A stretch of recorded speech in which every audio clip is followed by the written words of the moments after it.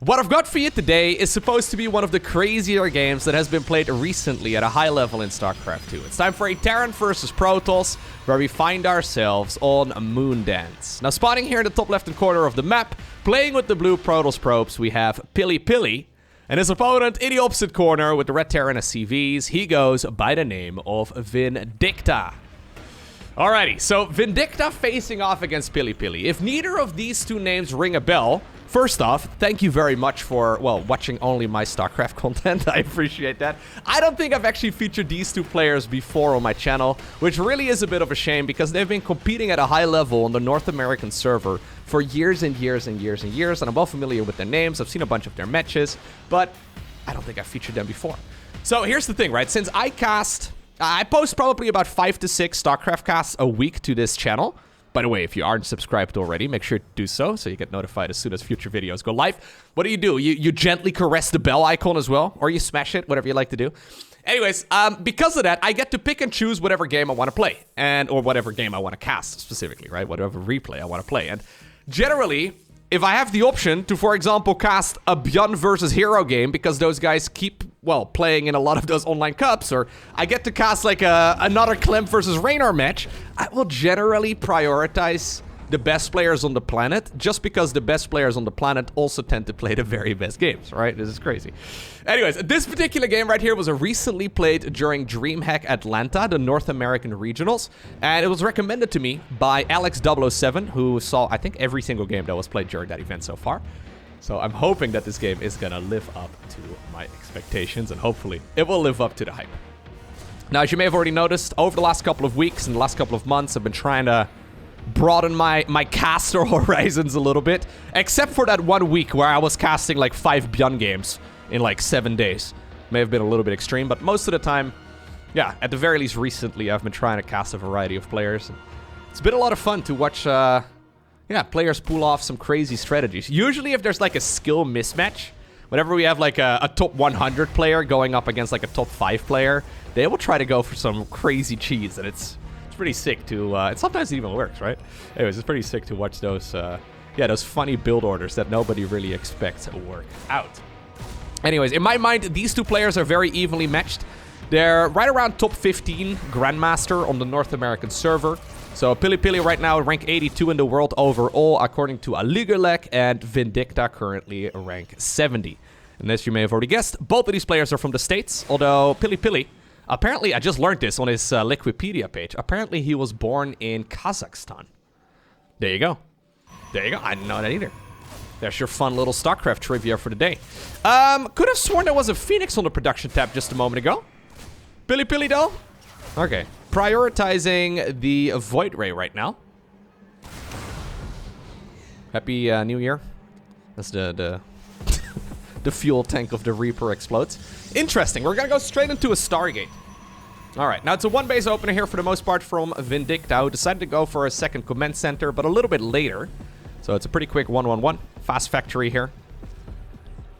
He's well protected against an Oracle opener, or even a Phoenix opener, but that's not actually happening, although there is an Oracle right now as a follow-up. Interesting. The Void Ray is a bit of a spicy choice. Since it's just going back and forth and it's not really going out into the map, I think that Pili is trying to just, keep this one hidden for the time being. Small chance that Terran's gonna find out about it. At least not until a little bit later. Now, with an opener like this, action is certainly here on the Terran. I don't think you can really just sit back and hope for the best. You're gonna fall behind economically if you, you don't move fast. Obviously, on this map, there's that pocket base as well, so PiliPili can very easily take a third Nexus here without too much trouble. I think it's up to Vindicta to try and slow that down, because there's another Void Ray coming out. Okay. Strange little game of follow the leader over here. Very lazy player in the Oracle. This is honestly a fantastic army to counter that, though. And I actually like this move out a lot. Straight into a fleet beacon? 4 minutes and 40 seconds on a fleet beacon. This is an NA special, all right? The NA server comes up. It's kind of funny, actually. Like, the different regions in StarCraft 2 have very distinct playstyles. And generally speaking, the games that are referred to as the Clown Fiestas, I don't usually use that word while casting games, but a lot of the players do. Usually those strategies, they are NA specials. They are, you know, created on the North American server. This is an excellent little push here for, yeah, Mr. Vindicta, who is trying his very best to bait the Protoss player out of the natural expansion. Now, that's where the Oracle comes in. It sees the Widow Mine, so it knows very well that it can't really wander too far forward. There's already... Okay, that was funny. Could have sworn that Widow Mine was dead, and it still fired. Anyhow, there's still a carrier coming up. I guess we're gonna go for a second carrier as well. This is awfully expensive. So Pili obviously at this point has seen the Stargate units. He saw the Void Ray. Do you really assume though at this point that your opponent is spending their money on carriers? I think if I was Terran here, I would probably make the assumption that the base in the top left-hand corner has been taken a little bit quicker than I would have liked. So we don't really know exactly here as Terran, yeah, what's happening. So he hasn't scanned the main base. He hasn't seen... Okay, now he sees. I was gonna say, he hasn't seen what he's playing against, but now he knows that indeed it's double carrier production already at this stage in the game. Now, do you really have to pivot strategy here as Terran? Not really, right? Marine's pretty good units. Marine Marauder Medevac should be able to deal with this sort of army for the time being, but usually, and that's where the game gets a lot more tricky for that bio army, usually this sort of opener for the Protoss player eventually pivots towards, for example, Disruptors or High Templar or even Colossus or something along those lines. I think Disruptors are probably the most likely choice, just because you can force those Terran units to split, and if they don't, well, you can blow them up. That's pretty nice. Anyways, we've got a little attack here first and foremost, though. Oracle's still wandering the other side of the map. No revelations on his army this time around. Interceptors are gonna start, yes, just trickling out of those carriers. They can take a couple of those Widowmine hits, I suppose, but again, an excellent situation here for the Terran player. Although he's scared of diving into the base because of that shield battery situation, right? There's 3 shield batteries here at the front. Wouldn't mind seeing him trying to unpower those. If PiliPili survives this without too much trouble, he's gonna be in a fantastic spot. Yeah. So he basically skipped the early game. He basically skipped the mid game as well. He just decided to go straight into late game units. Which is working out way better than I thought it would. At this point, there's just not enough anti-air available anymore for this army to, yeah, reliably clean up these heavy hitters. And Pili can be trading out those interceptors any day of the week. So these are 15 minerals each. They're pretty tanky. I believe it's 40 hit points, 40 shields each, so that's more than a Marine. Their damage is not super high, but yeah, it's significant enough, especially when the +1 flyer upgrade finishes up. If you have full interceptor ships, those carriers are gonna benefit from that tremendously. There's a Robo Bay coming up as well. Ghost Academy here for Vindicta. Third command center. I was gonna call it a Nexus.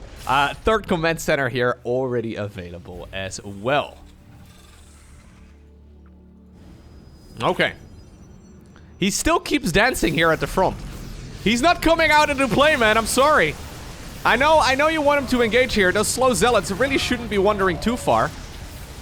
But you can see the interceptor count has grown quite a bit, and when they're all fully deployed, these carriers are very scary. Okay, Robo Bay is done.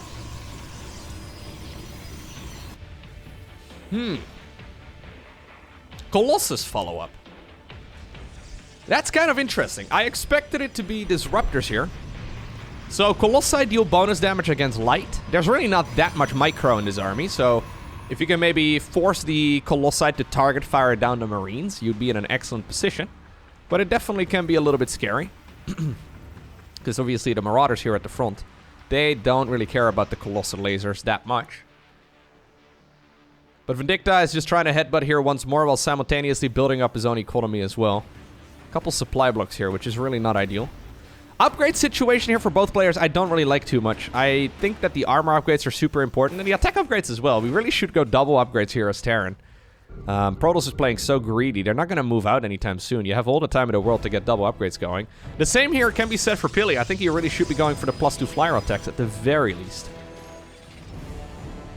One Liberator being obnoxious, but that one will be cleaned up here. Look at the range as well of those interceptors, right? Like, they can't deploy at a very significant range, but they can chase for significantly longer, which is kind of interesting. Okay, so here's the Vindicta move. Apparently what he wants to do is go, I think, for a push at the front while simultaneously dropping. It's a good idea. Natural here is very susceptible, although there is a Void Ray here waiting. Base in the top left also has a photon cannon on it. Yeah, I think actually the base in the top left is probably the most likely target. So, yeah, this medevac moving as far on the left side as possible. Okay. Relatively passive Protoss game here. This is the type of game that's really quite tricky to play against, though, because you'd imagine that this, technically speaking, shouldn't be possible. And that, technically speaking, Terran should be able to punish you for making these greedy moves, but... Anyways, we're past that point in the game right now. PiliPili is well established on his Skytles army. Skytles with Colossus support, not something that we see all of the time, but it certainly has a lot of potential. I would have liked to see this attack coming in simultaneously with the push at the front, which I think he's going to try and go for right now. Alright. So he sees the Colossi as well. It's kind of hard to see, but they are poking their heads right there through the carriers. Void Ray was sleeping on the job for just a moment, but... Is there any charge? No, there's no charge. Void Ray also goes down. Okay. Yeah, warping in one unit at a time isn't gonna do it, man. I guess he doesn't want to move any of these units from the front towards the main base, but I think it would have been a good choice. Anyhow. You know what's better than one medevac drop? 2 medevac drops? 2 units filled with bio and infantry. They're gonna move on over towards these bases. And honestly, this little medevac drop, it's done so much work. Anyways, Pili has had enough. This is the first time we see a significant Protoss army marching across the map, and this is the oh shit, he's coming moment. Those interceptors are gonna be able to fully deploy. This little drop, though, may very well make some of this harder. 2 additional hallucinated Colossi, but apparently they are not actually pushed to the front. A little bit funny there. I'm probably hoping to accidentally have his opponent target fire down those. A lot of damage here being done. But there's a good concave right now, and the vast majority of the interceptor ships here are gone. So for every carrier right now, we have not even 1 interceptor. A lot of fake Colossi here. Nexus in the top left was actually destroyed. I've got a feeling that those bio units may very well have to get out because... Oh, well, maybe not. They're just gonna be sacrificed. Yeah, they're just gonna target fire down whatever they can. Without charge, this army really isn't that scary, right? Certainly a little bit of a miscontrol right here from our Protoss, and that means that Vindicta manages to, yeah, deal a substantial amount of damage on the other side of the map while simultaneously staying alive at home. And he's celebrating right now with a barracks party and a starport, but also a barracks. 4th Command Center being established right now. Protoss lost a lot of eco. So 16 workers were killed, as well as that Nexus, of course. He's going to be able to re-establish that pretty easily. We really should get charge going, though, my man. Like, I understand the mineral dump, but if you're going to do a mineral dump while you have gas, it doesn't make so much sense. Anyways. Yeah, this is not going to work. You just cannot move up that ramp without, like, some reliable splash. So all the Colossi got destroyed. 3 Colossi got killed, a couple hallucinated Colossi as well, but this is now no longer really the time to attack, Pili. Here comes the Widowmine, the medevac drop here on the left side of the map once more. So one thing that we see the top level players doing frequently on this map is put down pylons over here, and for example over here, to spot these incoming medevac drops before they're actually hitting your bases. I think that may very well be something that Pili might want to incorporate in his play too. Plus only just now is where we see +2 starting up. That is super late. Yeah. These are honestly mistakes. Anyways, Vindicta has had enough. He is teching up himself right now as well. Liberators are being constructed at pretty large numbers. He's going for flyer attack, so he's the one with +2 faster here than the Protoss, which really should have never happened in this game.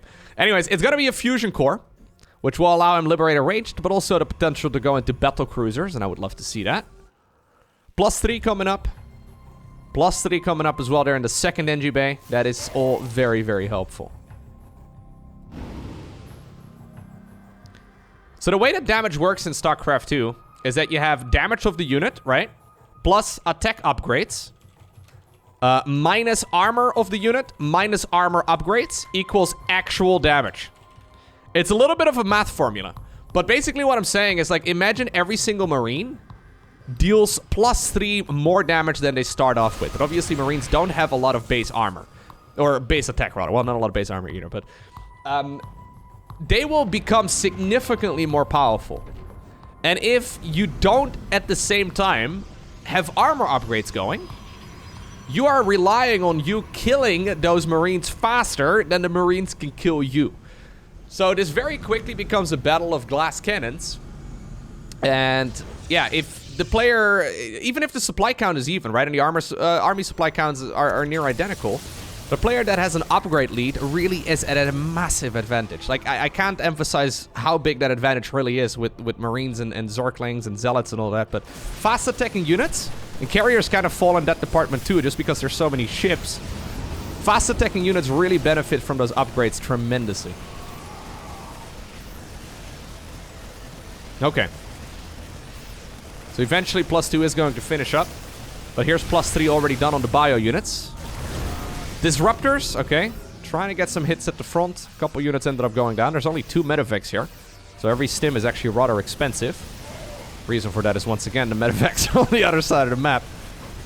Vindicta channeling his inner Clem. / Maru. / Björn. Guys that like to go... Actually, especially Björn, huh? Guys that like to go for the doom drops towards the opponent's bases all the time. How many robo facilities are we on? Okay, I guess he's lost a couple of them in this game, huh? Yeah, 2 of them have gone down. Interesting. Anyways, Vindicta setting up shop over here, right outside the 5th base of PiliPili. I actually kind of like that. Slow pushing here with all of those Liberators. Advanced Ballistics at this point is done, so those Liberators have additional range. And he's got a bunch of missile turrets here. Now, PiliPili, though, has decided to go into Tempest, which I think is an excellent choice. They're really good at breaking out of that sort of contain. Yeah, he keeps running. Every stim pack is super expensive, but excellent dodges right there. EMPs hitting the air. Take that, air. Get destroyed. Okay, he's slow pushing with the... Okay, I really like that. He's slow pushing with missile turrets. He's got to be very cautious, though. There's still no charge available. And without charge, those Zealots are practically useless. Just meat shields, just there to take a little bit of damage, but that's really about it. And he's warped in a ton of them, though. How many have gone down? 30 Zealots have gone down? Are we really at 30 Zealots, but no upgrades on them whatsoever? Well, I like the early game from Pili. I like the follow-up here from Vindicta quite a bit. And this is another high-level move here. Vindicta actually given up this position. He did not grow attached to the missile turret guys. Missile turret guys are important, but there's more of them back home. You know what's better than 1 medevac drop? 2 medevacs. What's better than 2 medevacs? 3 medevacs. Now we have 4 medevacs moving in. You love to see it. This is right around the same time as the Protoss fleet has arrived on the other side of the map. A lot of damage here being done, though, by the Terran player, because those upgrades are just significantly better. Vikings choosing right now as well to just shut down as many of those interceptors as they can. Good dodging right there on the Purification Nova. Impossible to do with a sieged-up tank, of course. And at the same time, Vindicta is getting damage done on the other side of the map. Repair right here on the Planetary Fortress. At the same time, Marines try to target fire down whatever they can. They got underneath the carriers for just a moment. But PiliPili's army is still up in the air, right? Killing the interceptors is not enough. You need to actually finish off the carriers themselves. And it looks like this Tempest carrier army, well, with the disruptors as well, don't forget about the disruptors, it's actually done enough damage to push back the vast majority of those Terran armies. A lot of that has to do, though, with the fact that like 30 supplies caught up on units that are, well, not part of the main battle. So Protoss committing basically their entire force to that main fight, whereas Terran obviously had that big medevac drop on the other side of the map. It's dealing a lot of damage, but he still has to address the Skytles army in the air eventually. PiliPili advancing slowly here, giving himself some time to rebuild those interceptor ships. Very good. Now the bio army is coming back home, but it's stimmed many times and not a lot of healing on that army either. Okay, he's going into the main base. Terran player, okay, is just about to lose the vast majority of their production. These Terran units are popping out of their production structures and they get killed right away. Shittiest training session in the world, man. Are we gonna try and go up that ramp? How many disruptors are there still available? There's just 1. But it is underneath over here. Yeah, it's underneath this army right over here. Ooh, good hit. But that does mean that now it's on cooldown for a little while. Massive EMPs right there with all of the interceptors trying his very best to just soften up this Protoss army to the best of his abilities. With all the interceptor ships gone right now, the Bio army is going to try and chase this. Is he planning on recalling on out of here, or are we actually going to fight? No, I don't think he's ready to leave. I thought Pili was thinking about moving away here. In the meantime, though, there's a base that was acquired on the right side of the map at like the 2 o'clock position. And that is a bit of a spicy one. What just happened? Okay, sorry, I need to go back. So this is right around the time that we have this army over here going to the corner. Where is this Colossus going? No. So the flight right now, or the Protoss fleet rudder is right over there in the bottom right. Did this Colossus just get killed by missile turret, guys? See? Never underestimate missile turret, guys. I have never seen that happen before like that. That guy got rallied, I think, on top of these flyers. But the flyers are very, very, very far away. Anyways, speaking of armies that are far away, though, the majority of the Terran units here, just sort of hanging out, just chilling. Not really aiding and trying to keep the base in the bottom right-hand corner alive, and a couple SCVs had to pay for this as well. Protoss, in the meantime, pretty good economy once again, still making as many units as possible at home, and Pili once again grabs the supply lead. This Hail Mary play from him towards the opponent's main base seems to be working out. Okay.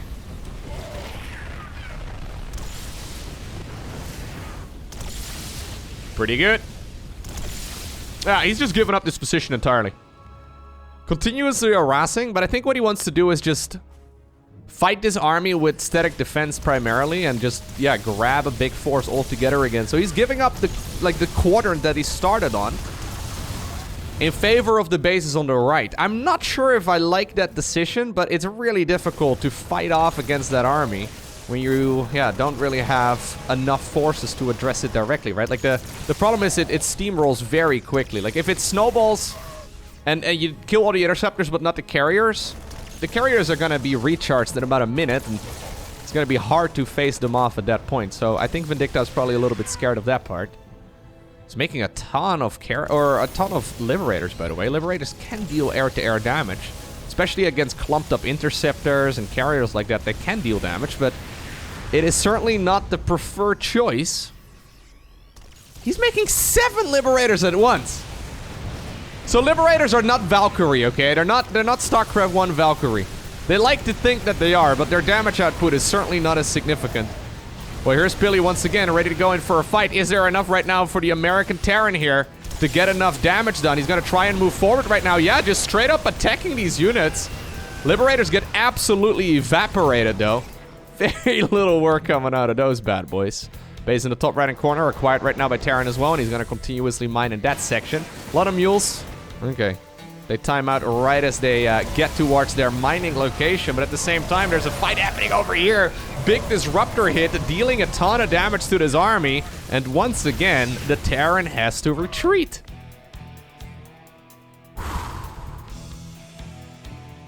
I can't believe we don't have, like, charge. I can't get over the upgrade situation here for Protoss.